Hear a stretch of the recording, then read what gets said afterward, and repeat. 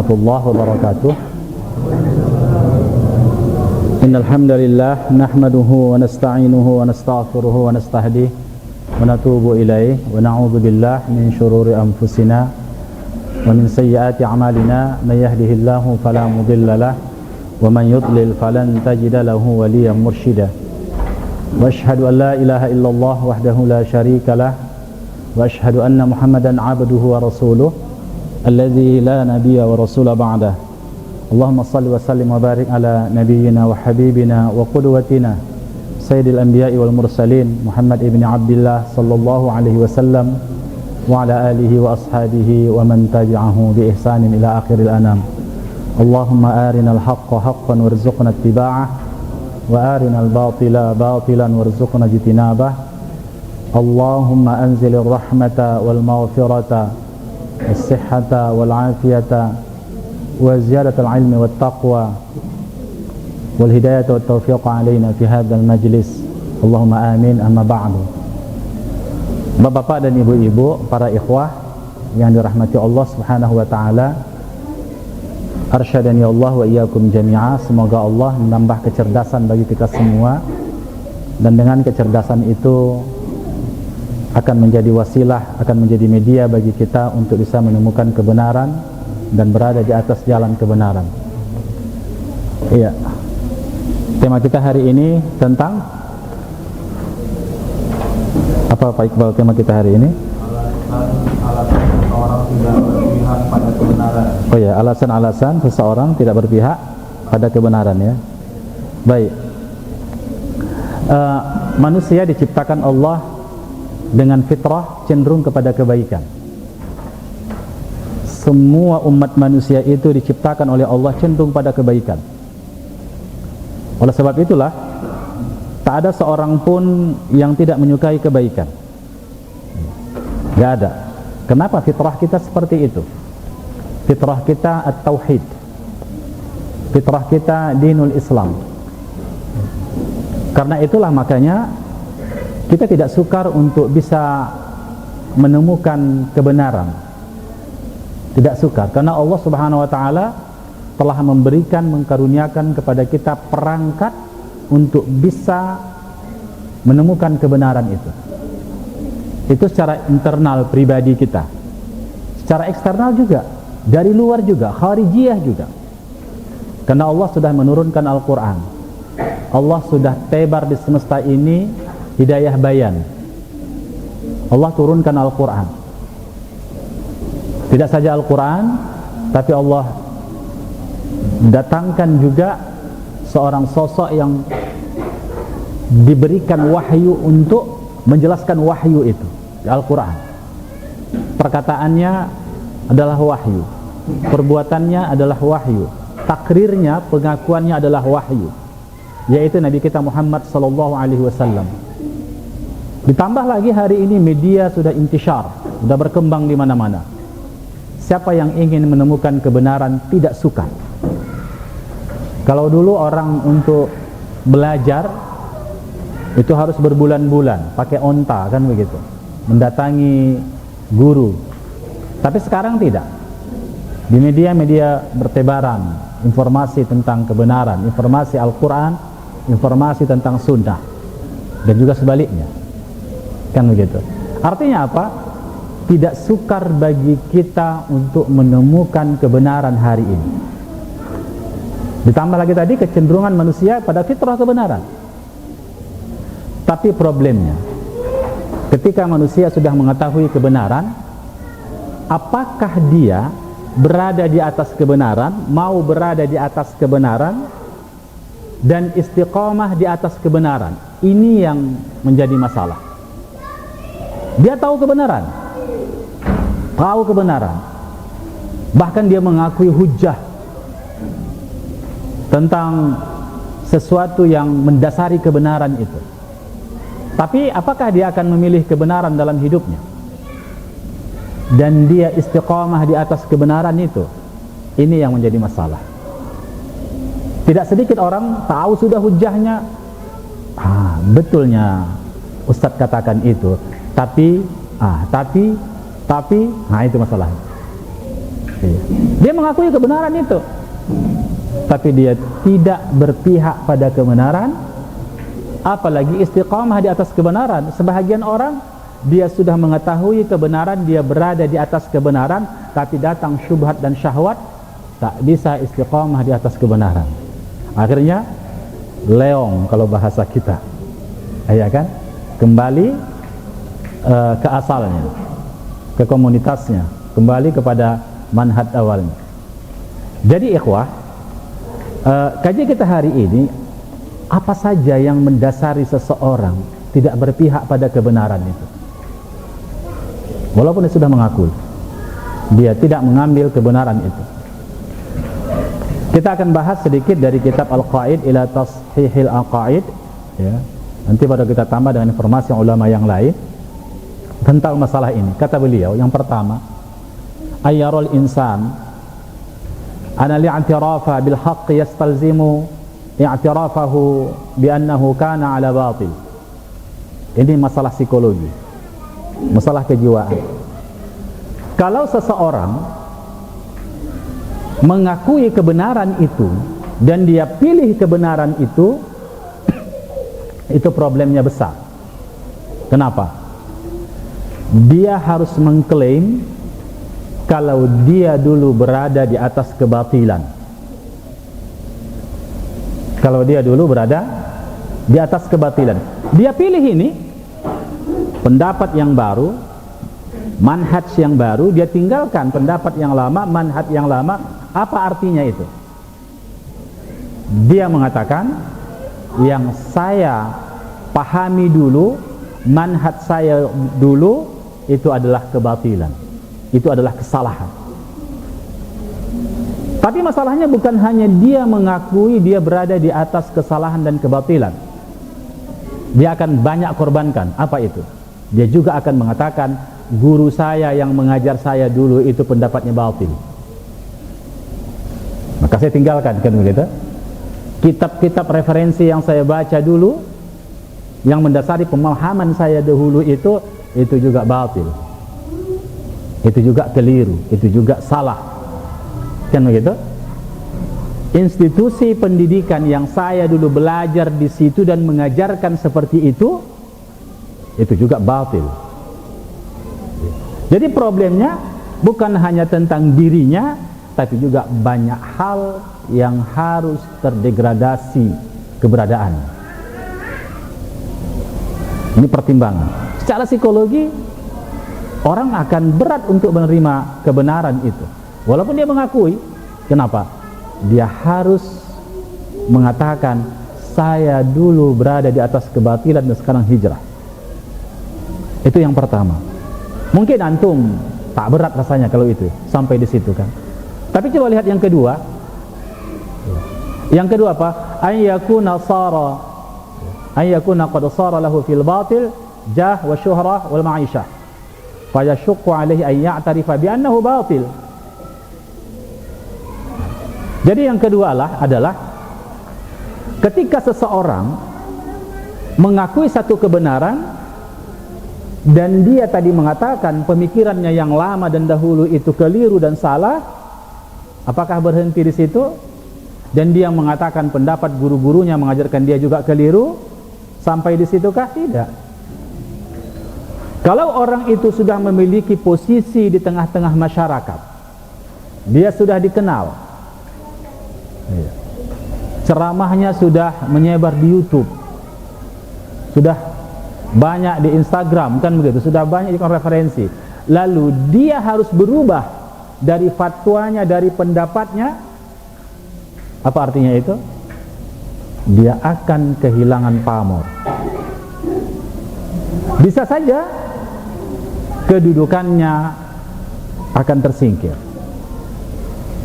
simpati, empati para pengikut kepadanya itu akan berkurang. Kalau dia menarik pendapatnya itu, iya kan, yang sudah tersebar di media, di masyarakat, berarti apa? Dia akan mengatakan saya dulu salah, iya kan, dan akhirnya bagaimana pendapat orang tadi? Orang akan melihat beliau itu, nah, banyak kelirunya kawan ini, kan begitu. Dan ketika dia akan berfatwa berikutnya, orang pun sanksi untuk mengikutinya. Jangan-jangan ditariknya lagi, jangan-jangan ditariknya lagi, kan begitu ya. Banyak salahnya. Itu akan mendegradasi keberadaan dia, kepamoran dia, dan akhirnya apa? Sukar itu. Sukar orang untuk bisa mengorbankan itu demi kebenaran. Tak sedikit orang yang mempertahankan itu kedudukannya tengah-tengah masyarakat, jamaahnya sudah banyak, mungkin dia sudah menulis buku tentang itu, bestseller pula, iya kan? Kalau dia di YouTube sudah sampai berapa itu yang mendapat piringan itu? Sudah banyak, iya kan? Tiba-tiba ditarik itu pendapat itu, maka dia akan ditinggalkan oleh orang. Itu yang kedua, ikhwah. Makanya orang sukar untuk menerima kebenaran karena pertimbangan-pertimbangan seperti itu. Yang berikutnya adalah al-kibr, kesombongan. Kesombongan. Kenapa orang tidak mau menerima kebenaran? Ini problemnya juga problem psikologi, problem hati, problem kejiwaan.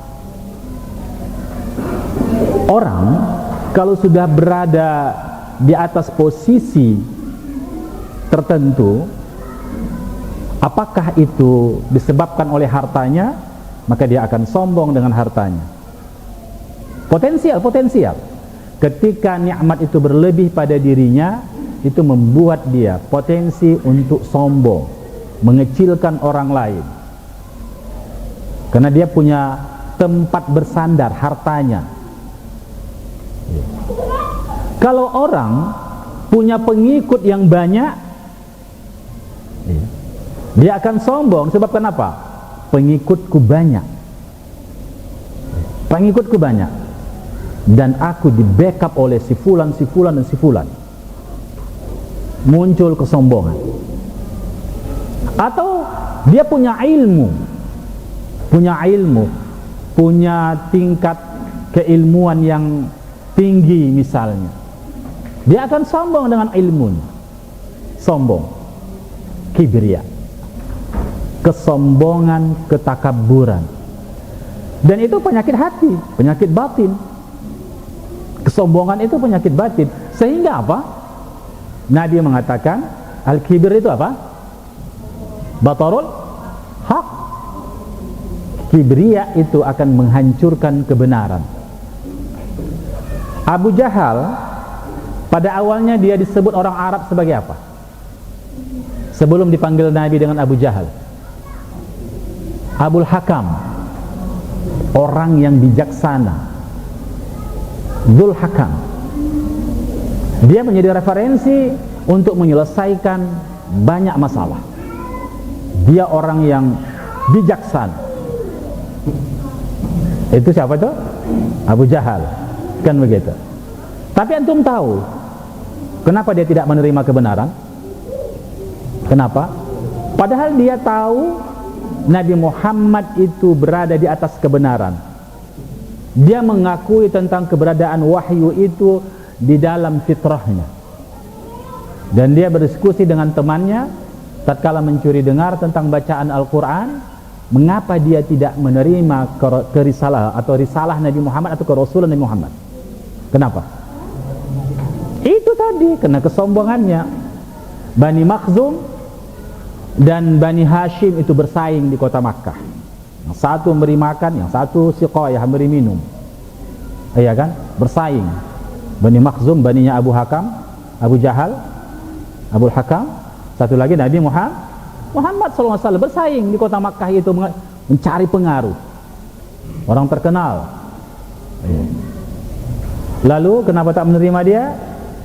Dia katakan, kalau saya menerima kerasulan Muhammad SAW, tentunya dia tidak mengatakan SAW ya, Muhammad atau Abul Qasim, kalau dia mengakui itu artinya apa? Dia akan menaikkan pamor kedudukan Bani Hashim dan mendegradasi Bani Makhzum. Maka persaingan dua suku ini, dua anak keturunan ini akan berakhir. Apa itu? Bani Makhzum akan dikalahkan Bani Hashim. Karena itu dia tidak terima. Maka dia fight untuk menentang kerasulan Nabi kita Muhammad sallallahu alaihi wasallam. Jadi problemnya di mana di situ? Problemnya ada pada kesombongan. Pada kesombongan. Karena memang begitu kecenderungan manusia tatkala dia telah menduduki posisi tertentu dan itu posisi yang menunjukkan keberhasilan, ketinggian, sukar mereka mau turun. Sukar. Iya. Sukar mereka mau turun. Apalagi seperti ini. Iya kan? Dan akhirnya coba kita lihat ikhwah rahmati Allah Subhanahu wa taala. Orang-orang yang tidak menerima kebenaran, apakah itu orang-orang jahil? Hah? Orang-orang jahil? Ya, bisa saja orang jahil. Tapi apakah semuanya orang jahil? Hah? Tidak. Justru kadang-kadang orang yang memiliki level keilmuan yang tinggi, dia tidak terima. Kena banyak pertimbangan tadi. Dan diantaranya kena kesombongan. Kesombongan. Dia tokoh dalam organisasi tertentu. Lalu dia harus berseberangan dengan ADRT-nya, kan begitu. Apakah dia akan mengorbankan itu? Sukar bagi orang, kecuali orang-orang yang memang Allah berikan hidayah taufik kepadanya. Kalau tidak, sukar sekali. Kalau nggak ada konsekuensinya, barangkali mudah saja orang. Mereka mengatakan, mereka meneliti, wah ini sahih hadisnya, ini memang begini Rasulullah. Tapi kan begini, begitu, begini, begini, begitu, begini, begitu. Yang tak dalil pun dibawanya dalil. Yang tak dalil, ditariknya jadi dalil. Tarik kemari. Pokoknya ada cangkokan. Asalkan ada cangkokannya, jadikan dalil. Hadis sahih dijadikan, hadis dhaif dijadikan. Ini ada syawahidnya, ini ada tawabi'nya, menjadi hasan paling tidak. Ya kan? Hadis maudhu' menjadi sahih. Dan hadis sahih dicari-cari, ini majhul, ini menjadi dhaif. Karena dia punya kecerdasan, dia punya keilmuan. Kenapa?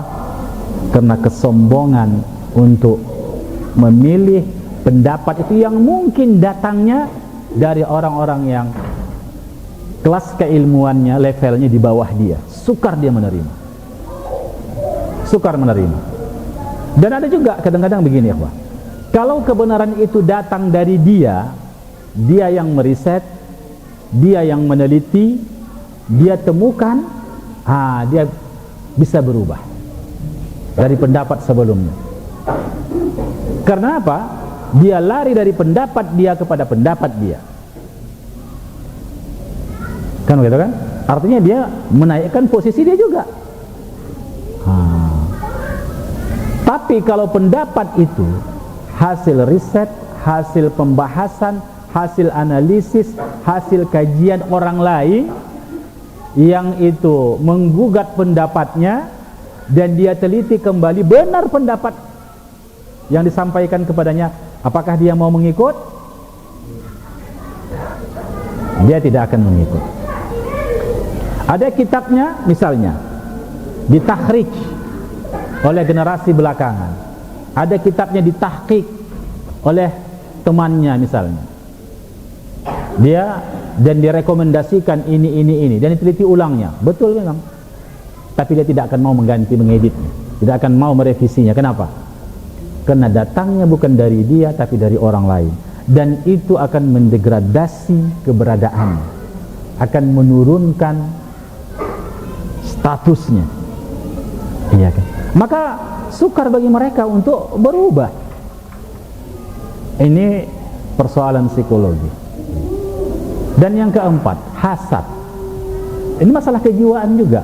Makanya orang tidak menerima kebenaran itu banyak problem kejiwaan yang melatar belakanginya. Hasad, dengki. Dengki. Jadi wadzalika idza kana ghairuhu huwa allazi bayyana al-haqqa fayara anna i'tirafahu bizalikal haqq yakunu i'tirafan lizalikal mubayyin lil fadl wal ilmi wal isabah fayu'azzimu dzalika fi uyunin nasi. Jadi begitu tadi, kalau pendapat itu datangnya dari orang lain, bukan dari dia tidak terima. Kenapa? Karena itu nanti akan sekali lagi akan menjatuhkan pamor dia dan simpati orang pindah kepada yang lain. Coba lihat hari ini kan, kajian-kajian sunnah itu, contoh. Antum jangan berprasangka buruk kemana-mana.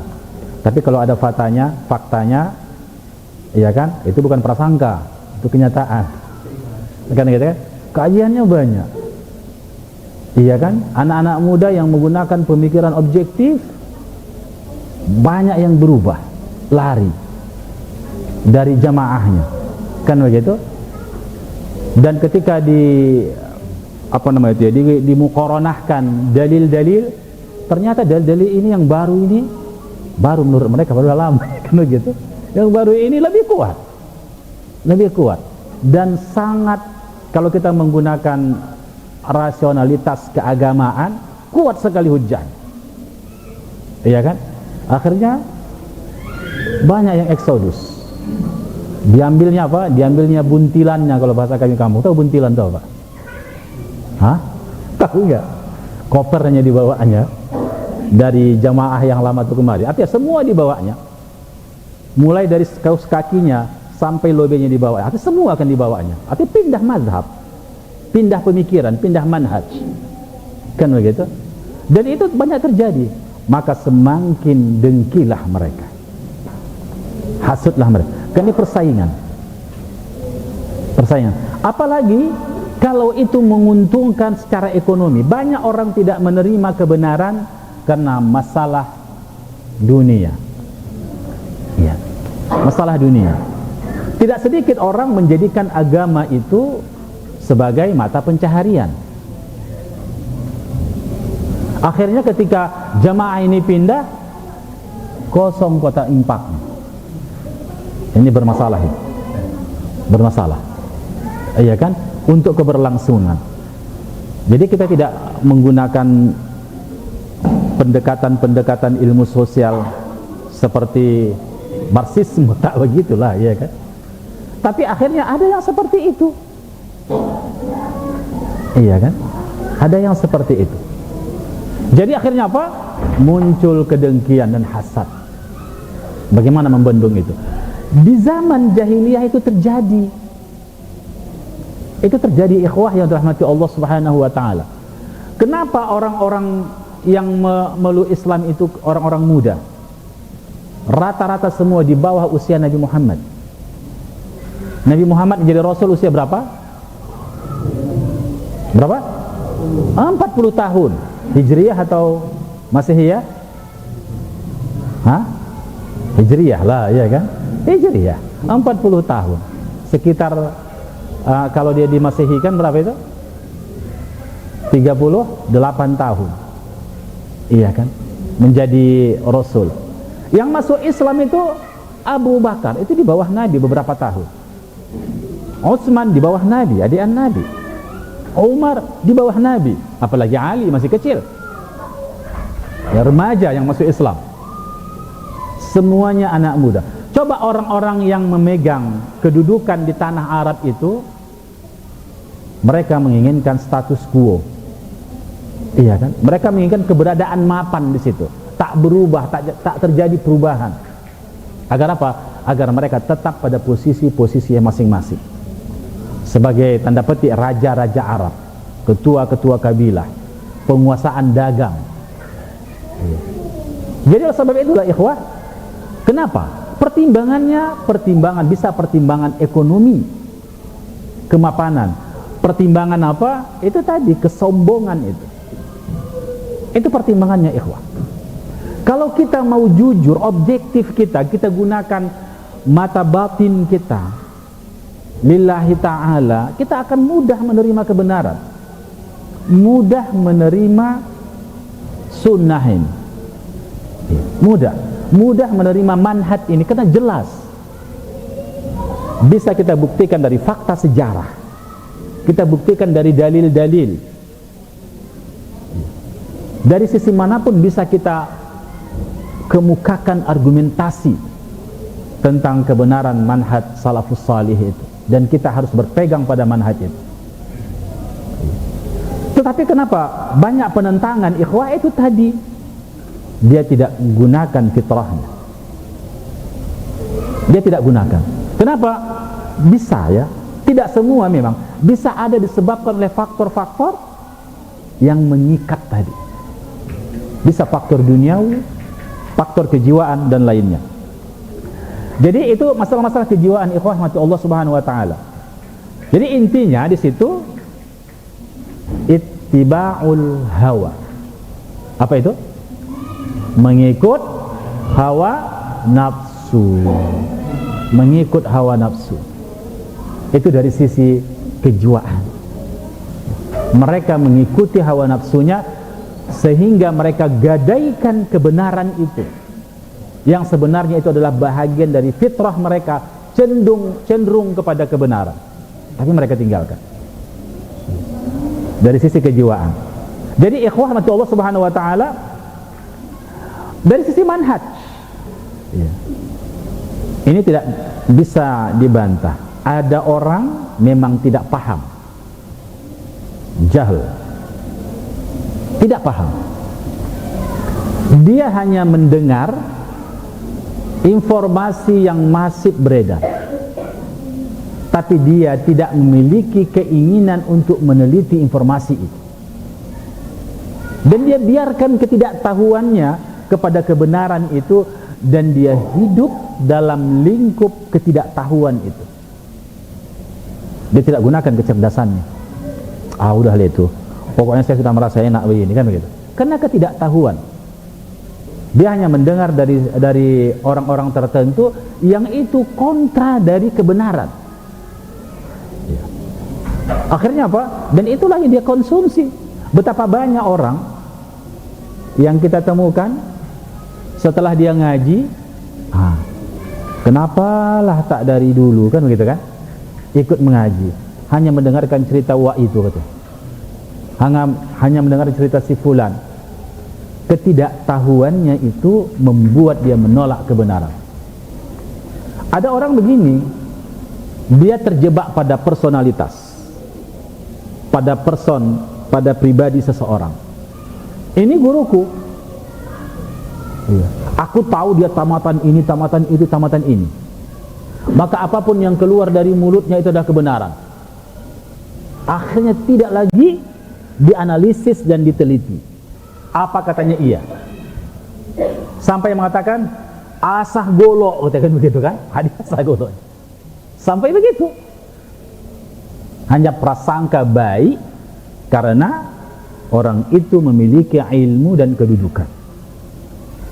Semuanya diterima, walaupun terkadang informasi yang diceritakan yang nggak masuk akal logika kita, dan juga konstruksi akal syariah. Ini ustaznya ada istilah baru, akal syariah, kan begitu. Maksudnya begini, menurut penjelasan syariah, kerangka berpikir syariah, tak juga mungkin diterima. Contoh kasus lah yang sederhana. Coba bayangkan, apa namanya itu, kambingnya saja itu bisa mi'raj satu malam 70 kali.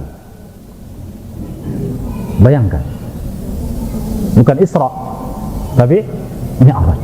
Nabi aja seumur hidup berapa kali mi'raj? Hanya sekali. Iya. Dan mereka ada yang membawa apa namanya itu ya, debu pasir, berpasir-pasir sandalnya tinggal sebelah di surga. Ada yang mengatakan begitu. Itu pun diterima. Bayangkan antum itu. karena terjebak pada personalitas tanpa menggunakan akal, kecerdasan dan fitrah. Jadi apapun dikatakannya siap. Nah, maka kita lihat hari ini kan banyak kejadian-kejadian, ya na'udzubillah min dzalik lah kan begitu ya. Iya.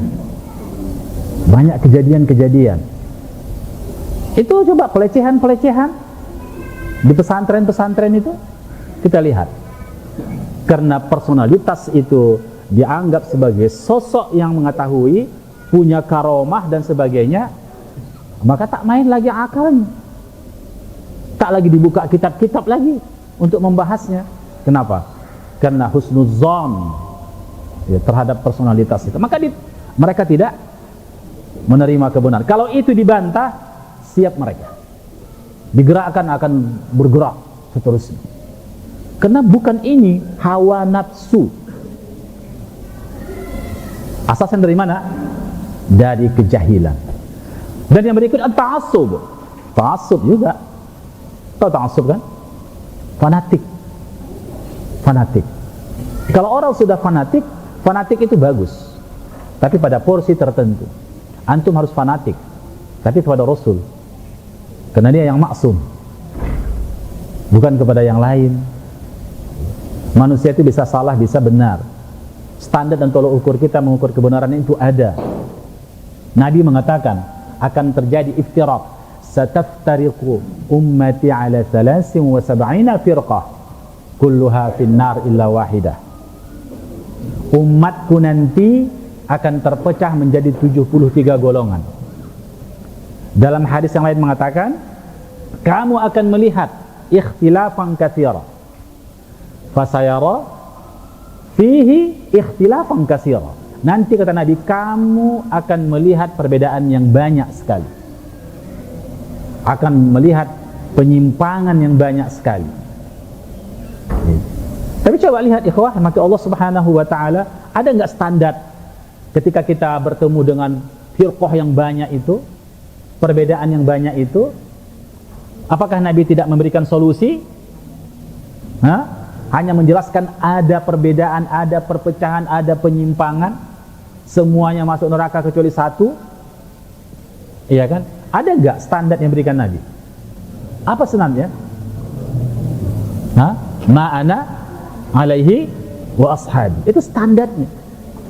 Maka standar kita mengukur seseorang itu benar atau tidak, lihat dulu ma'ana alaihi wa ashabi. Apa yang ditempuh Nabi, Nabi berjalan di atas jalan itu dan diikuti oleh para sahabat. Pada kasus yang lain Nabi mengatakan, kamu akan lihat perbedaan yang banyak. Apa disuruh Nabi? Tamassuk di mana kita? Berpegang teguh di mana? Sunnati wa sunnati khulafair rasyidin al-mahdiyyin.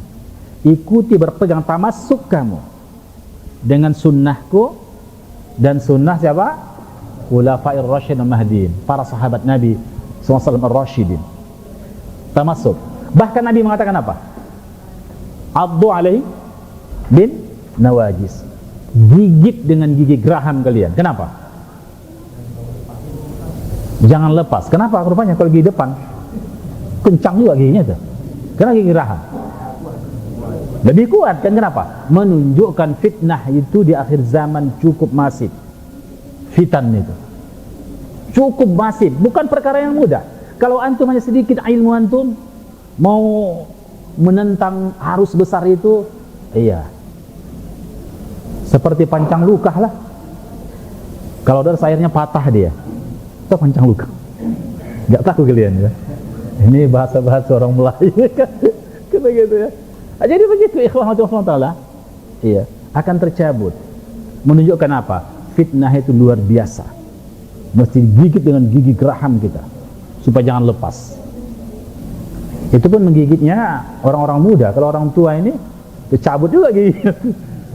Maksud Nabi bukan itu, menunjukkan. Itu kan sebuah tamsil. Menunjukkan apa? Beratnya tantangan itu. Ada standar kita ikhwah. Maka oleh sebab itu semakin dekat akhir zaman, kita hati-hati dengan pendapat-pendapat yang baru dan itu diikuti mayoritas. Menjadi khawatir kita. Bukan mengatakan semua itu salah, tidak.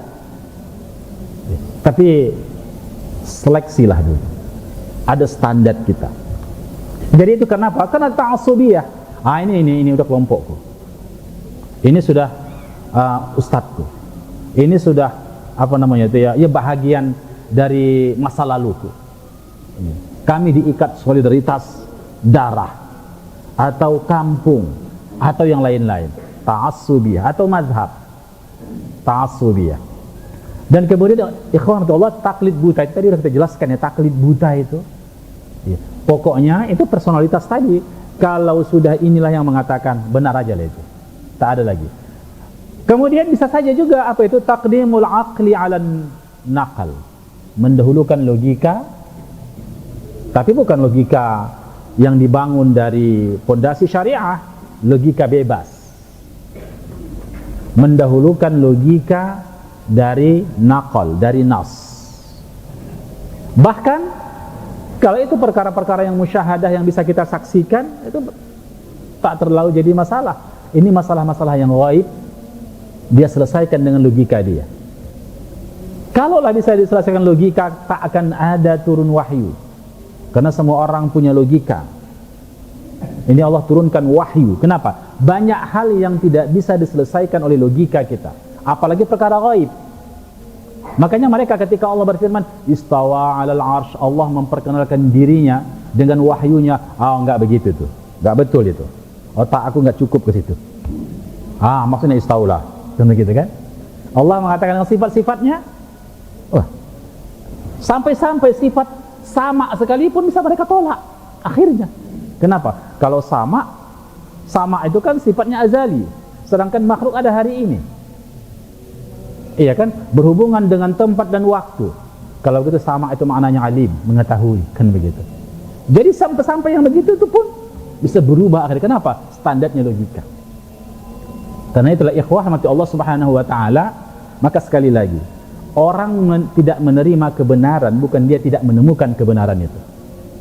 Tapi dia tidak mau berpihak pada kebenaran karena banyak persoalan-persoalan psikologi, persoalan kejiwaan, persoalan hawa nafsu.